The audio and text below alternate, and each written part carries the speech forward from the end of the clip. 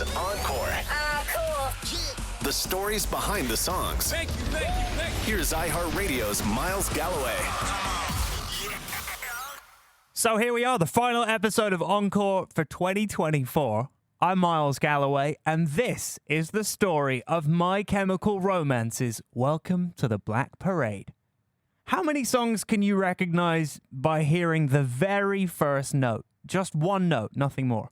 Usually when radio stations play that game where they'll give you a prize if you can recognize a quick snippet of a song, they give you at least a few notes, even a few seconds. But there's one song out there, and maybe the only one that immediately comes to mind, where if you know the first note, you guess it every time. If you're near a piano or keyboard, try playing a G note. What immediately comes to mind? Here, I've got my piano. Let me play this for you. Yeah? That's it, isn't it? My Chemical Romance's epic 2006 pop-punk anthem, Welcome to the Black Parade, a song that has many different sections to it, but none more famous than that opening G note. How that came to be, well, I'll get to that a little bit later. Let's start with how this gang of outsiders from New Jersey would go from a bunch of underachievers to one of the most cherished and influential bands of their generation. My Chemical Romance was born out of tragedy. On September 11, 2001, 24-year-old comic book enthusiast Gerard Way from Newark, New Jersey, was on his way to Manhattan, New York, where he was interning at the Cartoon Network. He was on board a ferry crossing the Hudson River, deep into sketching some ideas for a comic, when he looked up after hearing some people gasp in horror. He would tell Noisy, "I didn't see the planes hit. I did see the buildings go down from, I'd say, fairly close. It was like being in a science fiction film or some kind of disaster film. It was exactly that kind of feeling. You didn't believe it. You felt like you were in Independence Day. It made no sense. Your brain couldn't process it. And for me, it was a little different. I'm very empathetic and I'm kind of a conduit emotionally, so I pick up a lot of stuff in that way. There was about 300 or 400 people around me, and I was right at the edge. All these people behind me, they all had friends and family in those buildings. I didn't. So when that first building went, it was like an A-bomb went off. It was like just this emotion, and it made you nauseous. As the buildings were falling, Gerard found himself on the dock, surrounded by hundreds of others watching in unspeakable terror. In fact, the New Jersey newspaper, the Star-Ledger, published a photo on its front page the next day, featuring a crowd of people watching the Twin Towers fall, one of which was identified as Gerard years later in an interview.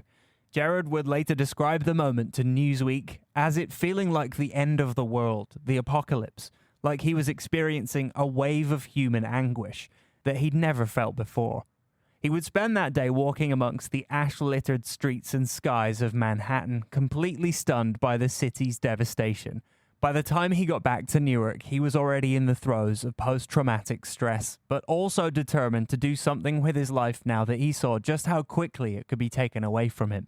So despite having no musical talent, he used his ability as a storyteller to write a song that expressed the emotions he was struggling with after watching the September 11th terrorist attack unfold in front of him.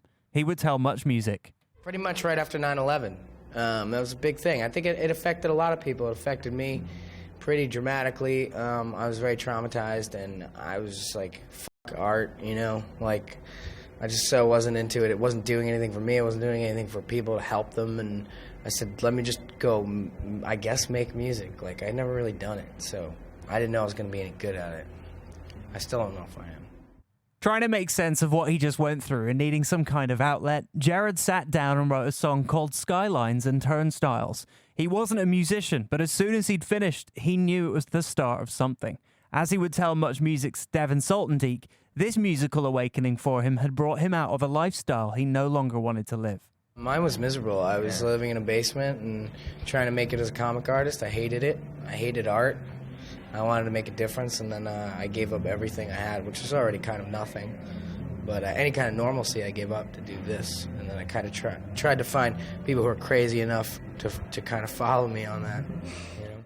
So he called up his friend Matt Pleasner to sit in on drums while he sang and played guitar. As it turned out, doing both was too challenging for Gerard, so he recruited local guitarist Ray Toro to come in and join them.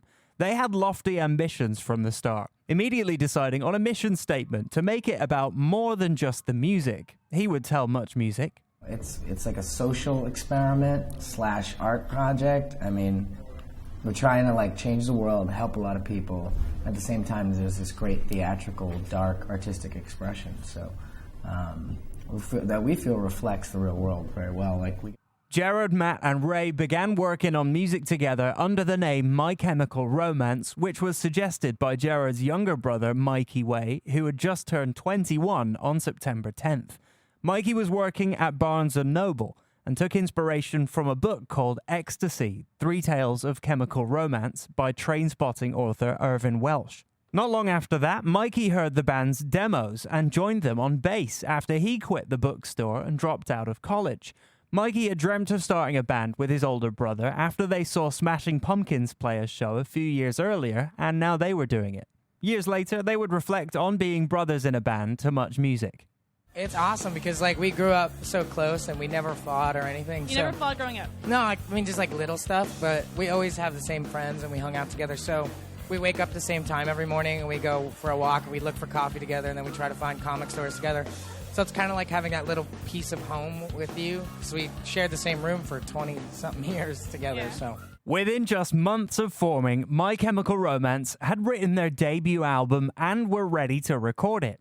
After catching the attention of New Jersey record label Eyeball, they found a fan in Jeff Rickley, a friend of Mikey and vocalist for the post-hardcore band Thursday, who were signed to Eyeball. At first, he wasn't sure how committed they were, but after some convincing, Ricky agreed to produce the band's debut album while his band had a break from touring. At first, things were not going well.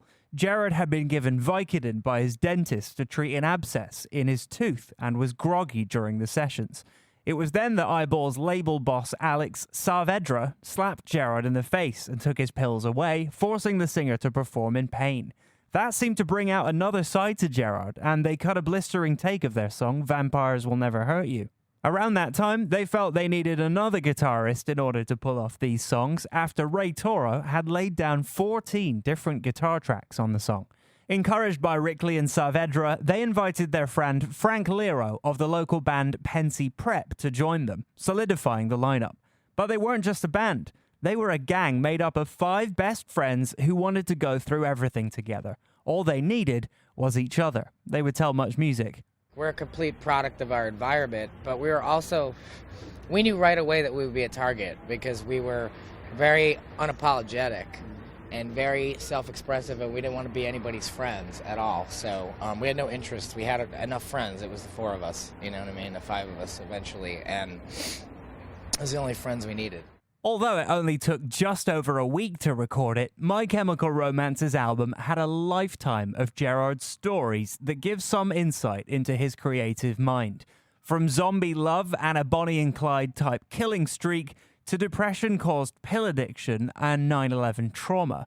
When it came time to name the album, Gerard suggested, "I brought you my bullets, you brought me your love," a title he had come up with for a short story he wrote about gang murders in Chicago. Speaking with Kerrang! Magazine, he compared writing the record to method acting, adding that each song had to have a completely different approach.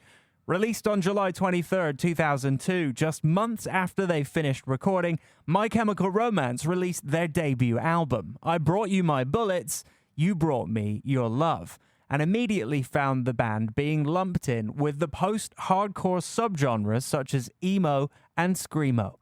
They would tour extensively for the better part of the next year, moving from basement shows to playing theaters and arenas alongside contemporaries like The Used, Finch, and Taking Back Sunday, before getting a shot to turn heads on the Vans Warped Tour in the summer of 2003. It was around this time that the band began to receive interest from major labels, and on August 31st, 2003, My Chemical Romance posted a lengthy message on their site explaining that they had signed to Reprise Records, home of their heroes in Green Day. Suddenly, they were about to make their way from the underground to the mainstream. My Chemical Romance spent the better part of 5 months recording at Sparky Dark Studios in Calabasas, California. They obviously chose it for the name. Sparky Dark? So much fun to say.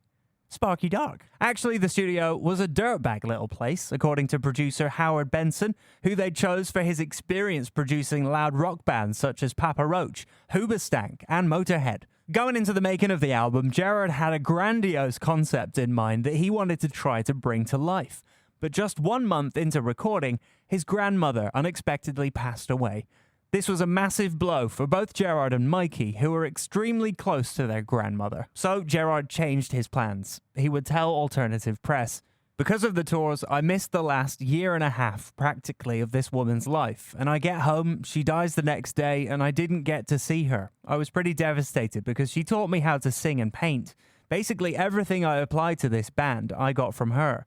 So when that happened, I was like, oh God, how am I going to deal with this story? Does it even matter anymore? Is it just fucking pretentious? Is it bullshit?" And then I came to grips with it and said, "Fuck it, I'm going to write the songs that I want." What came from the sadness of losing his grandmother was another idea for a concept album, one that resolved around what he called a pseudo-conceptual horror story. Here is Gerard's full description. The concept for the record, 3 Cheers for Sweet Revenge, was the story of a man and a woman who are separated by death in a gunfight, and he goes to hell only to realize by the devil telling him that she's still alive. The devil says you can be with her again if you bring me the souls of 1,000 evil men, and so he hands him a gun and says, "I'll go do it." That was the idea behind the concept. The record ended up being much more about loss and real life than anything, so I would say it's a good split.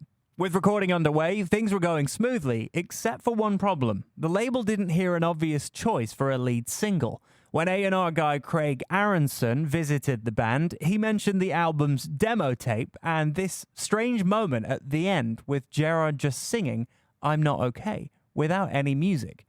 Howard Benson agreed that there was something there, and he encouraged the band to write a song around those words, which they did.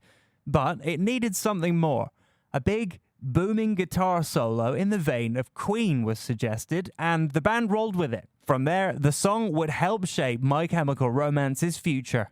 Benson would tell podcaster Joey Sturgis, "It wasn't planned. Like, nobody said we were going to sound like Queen or anything like that.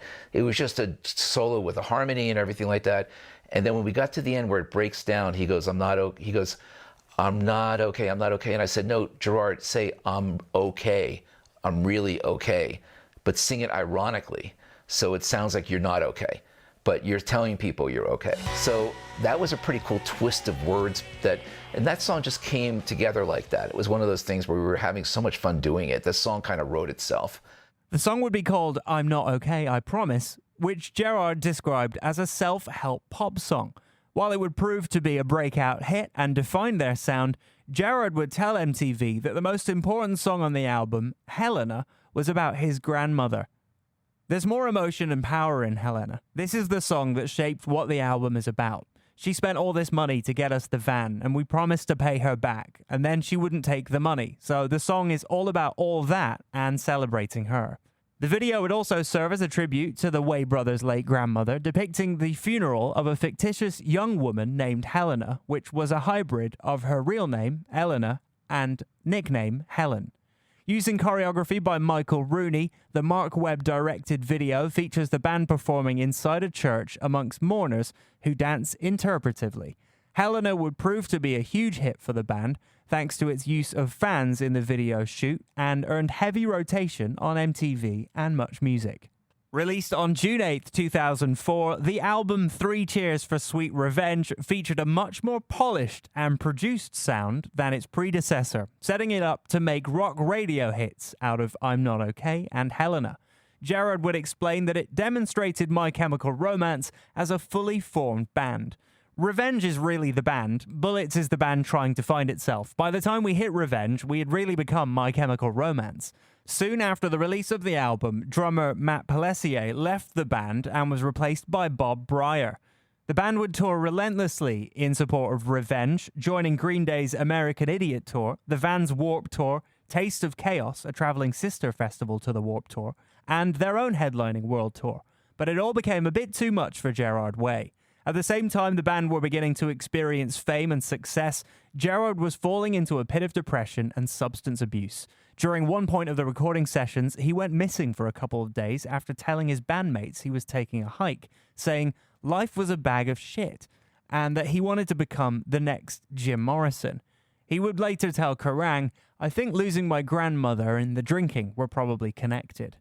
Things came to a head when they were on tour in Japan, where Gerard arrived with next to no luggage. He would admit that his original plan was to not leave the country alive. High on cocaine and feeling suicidal, Gerard called his manager, who proceeded to talk him out of hurting himself. When the band returned home, he immediately began seeking treatment from a therapist. In an interview with Entertainment Weekly, Gerard remembered his first session. "My therapist said, when you leave here, you're going to go buy Brian Eno's ambient classic, Music for Airports, and it's going to calm you the fuck down. I had a bottle of vodka in the trunk just in case, and I listened to the CD in a parking lot and felt a lot better. So I threw the bottle out and went to AA. Giving up booze and drugs cold turkey, he was back on the road after only 17 days. He would tell Much Music's Jen Hollett that it was his bandmates who saved him. Well, first I'll say that my band was extremely supportive in the decision, and they backed me, and they helped me through it. And without them, it's kind of like the band as an entity saved my life a second time, because in the beginning it saved my life through a really hard depression. The second time it had saved my life, it was when not only did I have a really bad depression, but I was also an alcoholic and drug addict. And this band yet again came and stepped in and saved my life. It was difficult a little bit at first because I had never really done it sober. So then I had to figure out I had to really figure out who I was as a performer and then refine that. By the time My Chemical Romance had recovered from touring, Gerard Way had a full-scale narrative in mind for the band's third album. It followed a lead character called The Patient, who seemingly dies from cancer and enters an afterlife that allows him to look back on his life.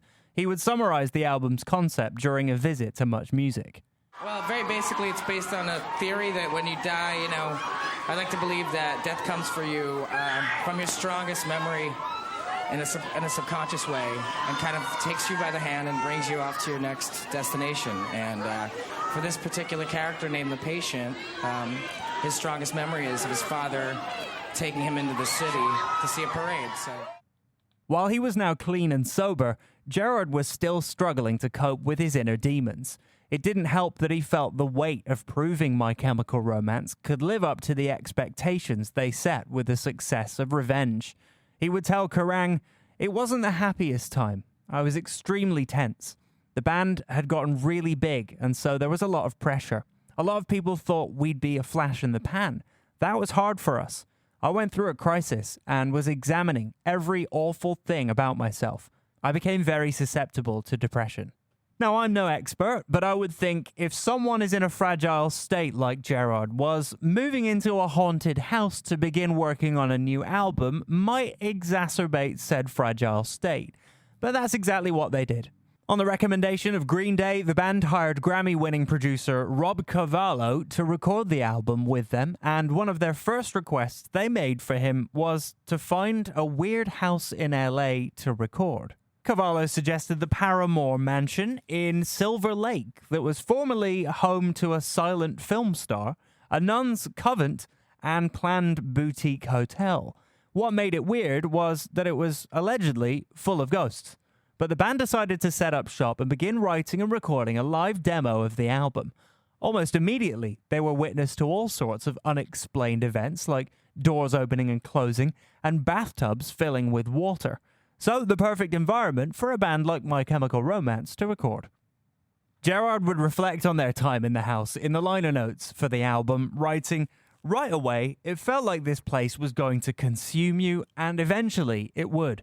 There were so many hallways that seemed to lead somewhere very dark, stairways that led to places that were very cold. The whole place was cold. The whole place seemed haunted. We figured this would work for us. We all drew numbers to see who got which room, and it almost seemed like the house chose which ones we got, because each room really seemed to fit each guy, except Mikey. His room was terrifying to be in, and I couldn't exactly tell you why.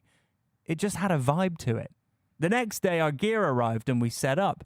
You could tell no one had slept very well on account of the cold or the fact that you always felt like someone was watching you.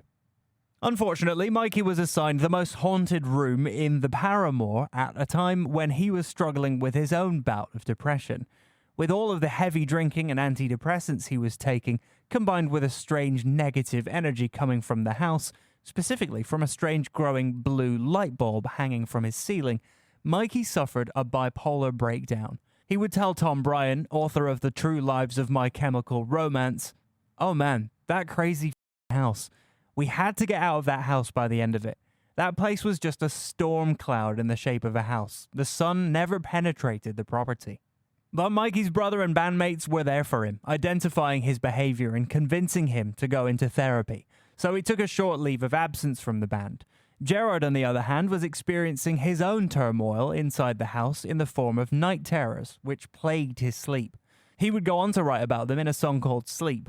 But as he would tell author Tom Bryan, it really did feel like a black parade in the haunted house we recorded in. It felt like something was coming after us. Every time we turned a corner, it was staring at us. We couldn't escape it. We couldn't go to the movies. We couldn't listen to any music or read books or watch TV. It wasn't the happiest time in our lives. We were questioning our morality. As pleasant as all that sounds, the band made the wise decision to decamp to El Dorado Studios in Burbank, California, where bands such as Alice in Chains and Jane's Addiction recorded their masterpieces. Cavallo motivated the band to take chances. The fact that he produced an album like Green Day's American Idiot really helped the band envision what they could achieve. During a press conference about the album, Gerard would talk about how Cavallo had told them not to hold back. We had gotten to a point as a band, we all feel that we could stop holding back a little bit. We never really held back, but now it's like anything was an option. We were encouraged so much by Rob Cavallo to do whatever we wanted that it just made us crazy. And it's a record that's so full of life, and it's so risky and daring and fun, and it makes you laugh, it makes you cry. My favorite song is Welcome to the Black Parade, because it personifies the whole record. It's basically the one song that sums up the sound for the record and all the risks we took jammed into one kind of mini epic, and it still retains everything that made us special, I feel. Originally titled The Five of Us Are Dying, Welcome to the Black Parade would take its name from My Chemical Romance's third album, The Black Parade. Taking inspiration from Frank Sinatra's timeless classic My Way, the 5-minute-long anthem became the album's centerpiece. But in order to do so, it needed a hook. And they got it thanks to their producer. Here is Rob Cavallo telling the CD Burners podcast how it happened when he was in the studio with Gerard one day. I was just practicing piano. Can you give me the graduation waltz, the graduation, the dun, da, da, da, dun, dun, dun, dun. He was like, okay, so I want something with that kind of pomp and circumstance, right? That kind of thing, but I want it to go down, just continually going down, right? So I did one of those things where I was like, oh, don't think, just play, And literally popping out of my fingers was ding, ding, ding, ding, ding, ding, ding, ding. And then he was like, that's perfect. Okay. And then he just was, when I was a young boy, my father. And then we walked around with that for like 15 minutes. And then we recorded it on a voicemail thing. And we were like, yeah, we got something, right? And that was going to be that Black Parade, interstitial moment on the record. And then when everybody got there, we cut it, and I played my piano bit, and I started real high, and like the way you hear it on the record, and then I started going down until I was playing it like grand Beethoven, giant big chords and everything, and then worked my way back up to quiet and tiny, because that was the way that we thought it was going to be. Just coming up with that simple chord on the piano inspired the band to keep pushing the song into new and unexpected directions. What they had come up with was a great intro, but it wasn't so much a song itself. There was another song they had written called Carry On, so they started to work on that one as well. While Carvalho was vacationing with his family, engineer Doug McKean worked with the band to keep the momentum going. Here is Carvalho describing to CD Burners what he found when he returned to the studio. When I got back on Monday, they were like, I got back and the guys and the engineer Doug McKean was like, they're like, you're not gonna believe what we did. I was like, what? And they took the first half of what was the Black Parade, and they stuck it onto what was the Carry On song, right? And then so I was like, oh my God, that's amazing. Like, I can't believe this song really works now. It's like, it's unbelievable.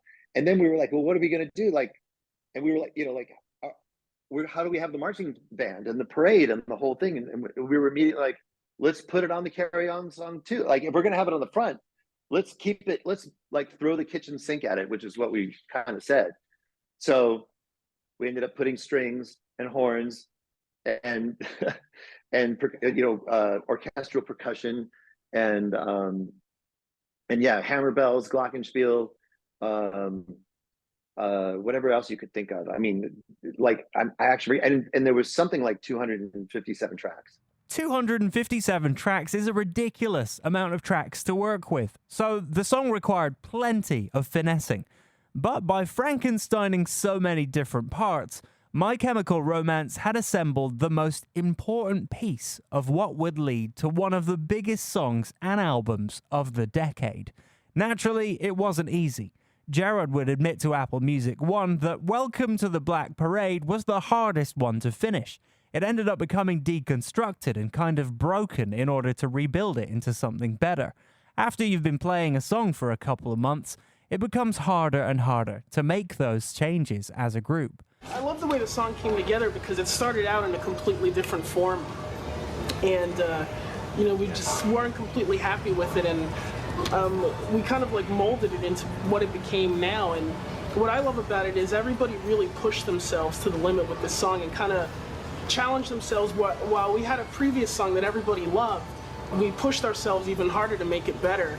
And everybody came up with great, like, new parts that were even better than the previous. And, everybody just put their all into this song, and you can really hear it. Like, it's just fantastic. I love what everybody did on it, and it became larger than life. Like, but in reinventing themselves and completely changing the way they played together as a band, My Chemical Romance were able to achieve something they never could have imagined. I think because of, we really wanted to tell this story, and to be able to do that, we had to experiment a lot, and we have a lot of new instruments on the record. One of them being piano, which kind of unlocked a whole new form of songwriting for us, and was really instrumental in really creating the sound and to reach the scope of this record that it needed.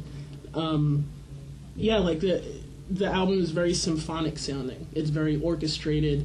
It's, five guys playing together more so than they ever have in their lives, and it's kind of like this just tapestry of great sounds, and it's just really, really epic. Working with such an ambitious and imposing framework, once again, the works of Queen became a point of reference. Due to all of its working pieces, Welcome to the Black Parade would end up drawing comparisons to Queen's Bohemian Rhapsody, with its iconic opening piano notes and the bombastic crescendo to the cathartic punk-fueled explosion and ascending coda. My Chemical Romance came up with a song that blew away all expectations.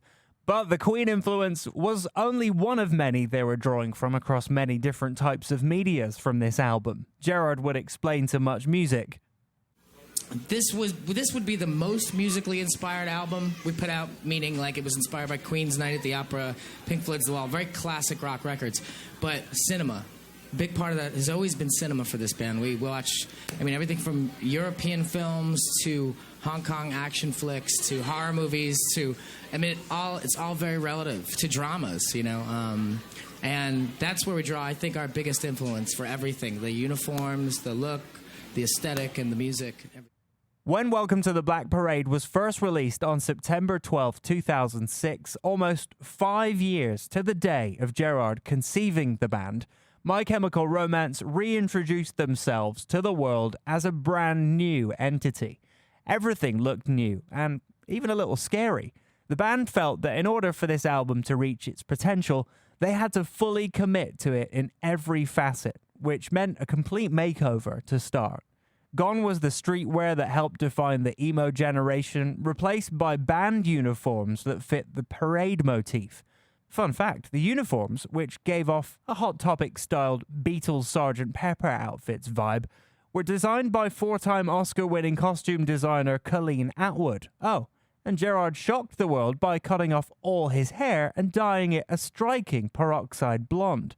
Here he is explaining why at the official press conference for the album. I wanted something, even for all of us, that changed a lot about who we are, because we did change. And I got so sick of seeing that kind of black, swoopy hairstyle that I almost wanted to just shave it all off. And we, you know, in forming that alter ego, it started with our very core physical appearances, and then it became more cosmetic as far as uniforms and costumes. But it started with that core. And to me, I wanted this short white hair so I would look like this character, the patient, who I pictured as somebody that had gone through very hard illness, had maybe gone through chemotherapy. And that's really what it looked like when I first did it. Like, I looked like a sick patient. And it helped me channel that energy into the vocal performances. And so it was something that worked on a lot of levels. And, you know, everybody's cosmetically different this time, I feel. Upon its release, Welcome to the Black Parade quickly became the band's biggest hit and signature song, ushering in a new era for My Chemical Romance that signaled a direction full of epic twists and turns. They followed up the song with the Black Parade album on October 23, 2006, an emo-tinged rock opera that saw My Chemical Romance adopt the alter ego of the Black Parade. They would launch a full-scale operation that included 133 dates on the Black Parade World Tour, including a full set playing the entire album. And to think, they almost left the song off the album. Speaking to Apple Music One Radio years later, Gerard said anytime it got brought up before we started breaking it, anytime it kind of got brought up, especially by my A&R, Craig Aronson, I would just kind of shoo him away about it and be like, yeah, that song's about nothing. I'm not interested in that one. But then I started to bring the concept into the musical side of things, and I was like, I want to call this Black Parade. I want there to be a parade on the record. And we started breaking the song and reconstructing it. Once we reapproached it from the perspective of starting with a completely new introduction and a new way to start the song, it helped us fix the rest of it. Welcome to the Black Parade achieved unprecedented success in the charts, reaching number 1 in the UK singles chart and number 9 on the Billboard Hot 100, while dominating rock and alternative radio all around the world. A lot of the success had to do with the song's video, which was directed by Samuel Bayer, who was responsible for such seminal videos as Nirvana's Smells Like Teen Spirit and Green Day's Boulevard of Broken Dreams. With Bayer's help, the band were able to present a unique and macabre vision that completely set the stage for the album's launch 1 month later. Following the narrative of the patient's descent into his death dream, the video features the band performing in an apocalyptic wasteland that is raining ash and filled with destruction. It was hard not to see a resemblance to the aftermath of 9/11. This juxtaposition was not lost on the band, though it wasn't a deliberate move. The video continues to build its influence. In 2017, MTV awarded it top spot on its ranking of the 50 greatest music videos of the 21st century. The phenomenal success of the Black Parade album would elevate the band to arena and stadium status. It debuted on the Billboard 200 album chart in the US at number 2, held off only by the Hannah Montana soundtrack, which is just too funny to get angry about. Reflecting on the success of the album during a tour stop in Toronto back in 2007, Gerard told Much Music that My Chemical Romance fans, or the MC Army as they're called, just found something special in the Black Parade. I think they're really just searching for something that has a lot of thought put into it, a lot of sincerity, and a lot of just listenable value, as opposed to records that are just have like a couple singles. Yeah. You know, and I think there's been a desire for the album to kind of make a comeback in a big way for a while. And a lot of people even over the last few years have made great entire albums. And it's a shame because some of them never get to see the light of day, but we got very lucky with Black Parade, and people listen to it front to back. That's why we can play Black Parade live front to back. The legacy of both the Black Parade and Welcome to the Black Parade is one that continues to build over time. Despite taking a decade-long hiatus following their fourth album, 2010's Danger Days, The True Lives of the Fabulous Killjoys, My Chemical Romance only became bigger and more influential, with the Black Parade regularly praised for being the voice of anyone who felt like a misfit. Even in 2010, when they spoke to Much Music, they understood the impact the Black Parade had on the world. But you know, like the years now that have kind of passed, and I look at it as extremely positive. I look at the Black Parade as like really proud of that record. It's an amazing, ambitious, crazy album. You know, I think I'm just processing that now. Since then, the band have been adopted by generations who were barely even alive when they released their masterpiece back in 2006. And weird things have happened, like the album's fourth single, Teenagers, which barely moved the needle when it was originally released, becoming the band's biggest song on streaming services. To be honest, that's not nearly as weird as some other things that have happened. Check out Blue Man Group's interpretation of the song on YouTube, where the Smurf-colored percussion ensemble play along to the song the first time they hear it. Weird. Oh, and how about the TikTok video, The Macarena Theory, where the host proves you can dance the Macarena to virtually any song, yep, including Welcome to the Black Parade. Not gonna lie, she kind of made me a believer. But arguably, the weirdest, coolest, most unlikely thing to happen involving the song was when musical theater god Andrew Lloyd Webber posted about it on his TikTok account. Yes, the Lord Lloyd Webber is on TikTok, with the caption, "It's one thing to create an iconic set of chords, it's another to make one note iconic." Just listen. Musical theatre fans everywhere, what do you think of when you hear this? And for everybody else, what do you think of when you hear this? Comparing Welcome to the Black Parade to the Phantom of the Opera, does it get any bigger than that? Of course, Welcome to the Black Parade has been given another life with the resurrection of the band in 2022. New generations came on board to see the band run through its hits in their sets, which naturally ended with this song. And while we aren't quite sure if the band will make any more new music, they will be heading out on a sold-out tour in 2025 that will see them perform the Black Parade album in its entirety across North America. And you can bet when that G note on the piano hits, the crowd will absolutely lose its shit. I'm Miles Galloway, and that was the story of My Chemical Romance's Welcome to the Black Parade on Encore, with new episodes every Thursday. Encore is an iHeartRadio Canada podcast. Subscribe to this podcast on iHeartRadio or wherever you get your podcasts. Download the iHeartRadio app for more great podcasts just like these.